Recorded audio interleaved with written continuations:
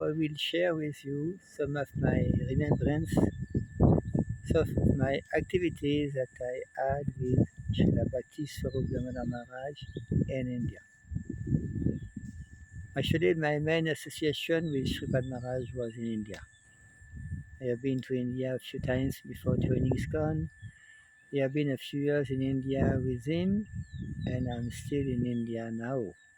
I am in Tobud in Manipur, the village where he was born. In India, it was always very intense. My main association was in Calcutta with him, with the Bhaktivedanta Institute, and it was not easy. It was for the preparation of the Congress of the Second International Congress on the Synthesis of Science and Religion, which had been made in Calcutta in January 1997. Calcutta, as some of you may know, is a very intense city, very passionate city. To stay there was not easy. To move in Calcutta with the traffic was not easy. To do something in Calcutta was not easy. And I saw that Sripada Maharaj was very determined to do that congress in the city of Srila Prabhupada, Calcutta. We had many obstacles in preparing that congress. Not so many manpower, not so much money, difficult to find the right connection, but Sripad was very determined, actually. I was very impressed, actually, by his determination. And myself, I was part of the team with Shukadev Prabhu, that we were staying in this BI office in Raghunathpur. In the beginning, sometimes we did not have water in the flat. And as you know, there is a lift, but sometimes it was not working. So we need to go down, find a well to take the bucket of water and go up. This was the past times. And I remember when some big obstacles were there, Sripad was always cool-headed.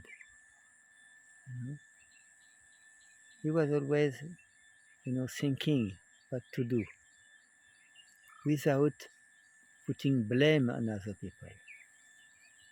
We see that a pure Vaishnava has no envy. So for me, during that time, I saw that quality of him.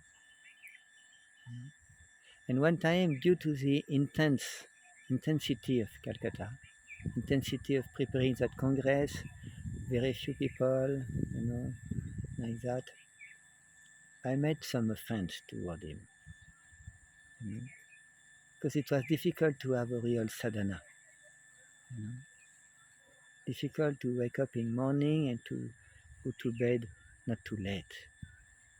So it was difficult to chant 16 rounds a day during that time. I made some offense. And actually that offense has been to the GBC.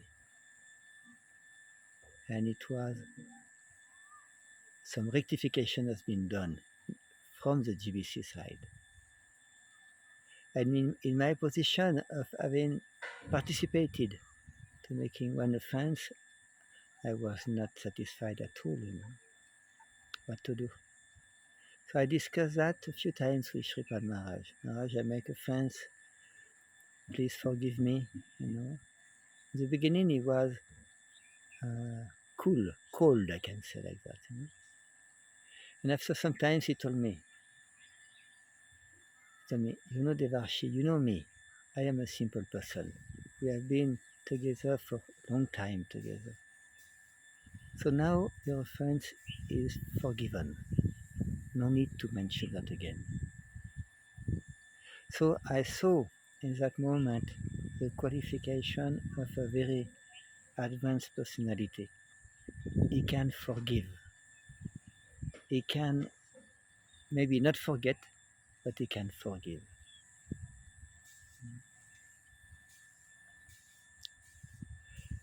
that time in Calcutta for me was very intense. It was the first time I was in a foreign country for a long time. I was for like 2 years, for preparing the Congress. And I did not speak Bengali or Hindi. And to move in Calcutta, it was not so easy.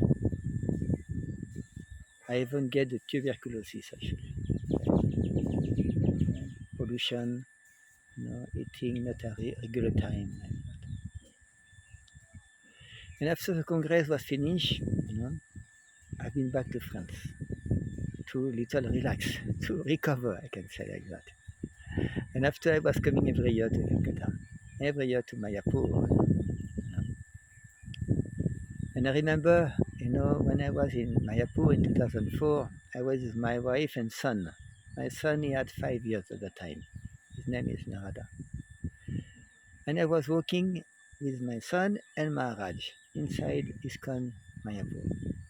And I say, Maharaj, I have a son now. What to do with him? What type of education do you advise me for my son? And he said, if you don't put him in Gurukul, put him in scientific study. I say, yes, Maharaj, but why scientific study? To me, because if he is inside scientific study, he will become more easily convinced about Krishna consciousness.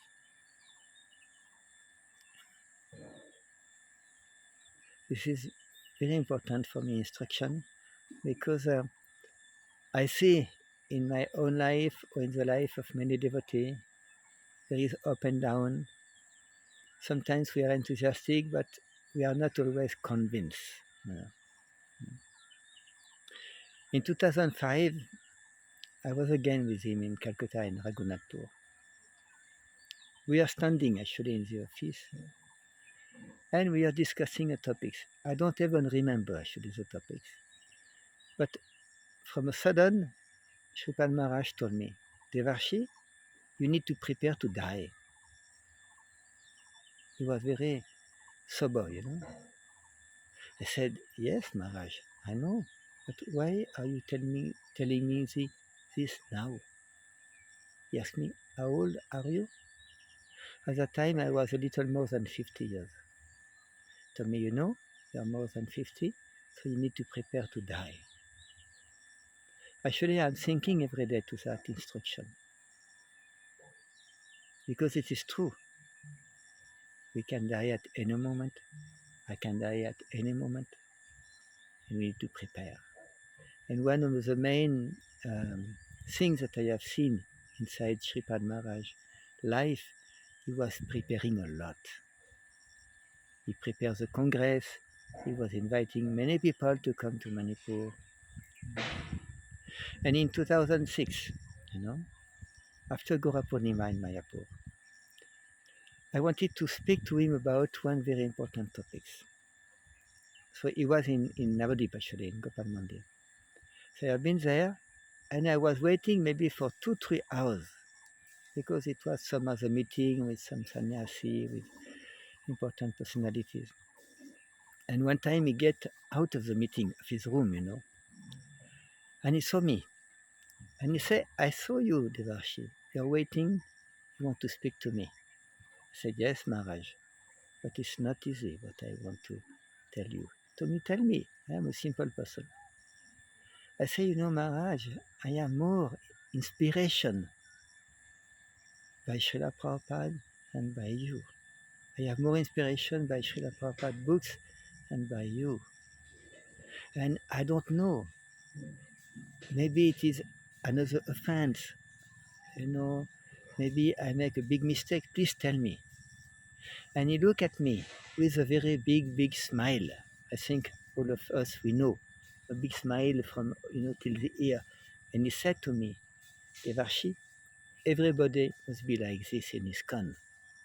When he told me that, I was feeling like the blessing from the spiritual world, from the parampara. Yes. Srila Prabhupada first, my prominent Shiksha Guru, and then Srila Bhaktisvarupa Damodara Maharaj. And this was the last time I met him. after a few months ago, he left this world. I was in France, like that.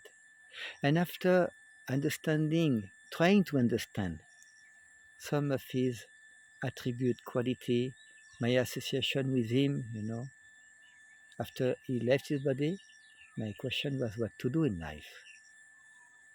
And I remember one time he asked me, what is your material qualification, Devarshi?